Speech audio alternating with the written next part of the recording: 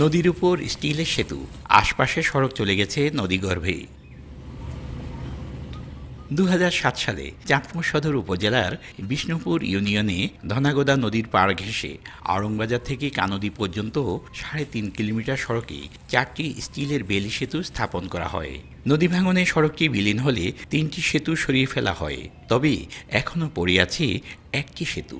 এলাকাবাসী বলছেন, নদী ভাঙনে কোনো কর্তৃপক্ষ ব্যবস্থা না নেওয়ায় প্রতি বছর ভাঙছে তীর। জনপদ রক্ষায় বেড়িবাঁধ নির্মাণ ও সেতুটি অন্যত্র স্থানান্তরের দাবি তাদের। এই রাস্তা দিয়া মানুষ অনেক যাতায়াত করছে, কিন্তু এখন বর্তমানে কিছুই নেই। আমার পুরান বাড়ি ওই যে নদীর সেপার, এখন এখানে আবার বাড়ি বাঁধছি, এটাও ভাঙার পথে। এখানে একটা বেড়িবাঁধ তৈরি করে এদেরকে, এই জনগণকে রক্ষা করা হোক, আর এই সেতুটা যে কোনো কাজে ব্যবহার করা হোক। শিগগিরই এ বিষয়ে প্রয়োজনীয় ব্যবস্থা নেওয়ার আশ্বাস উপজেলা প্রশাসনের। এই ব্রিজের দুপাশে যেহেতু নদী ভাঙনের কারণে ক্ষতিগ্রস্ত হয়েছে, জনগণের চলাচলের জন্য ইতিমধ্যে একটি বিকল্প মাটির রাস্তা তৈরি করে দেওয়া হয়েছে।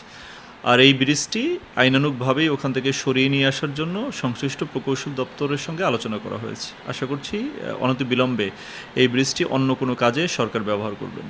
৩০ মিটার দীর্ঘ ও ৩ মিটার প্রস্থের সেতুটি নির্মাণে ব্যয় হয় ১০ কোটি টাকা।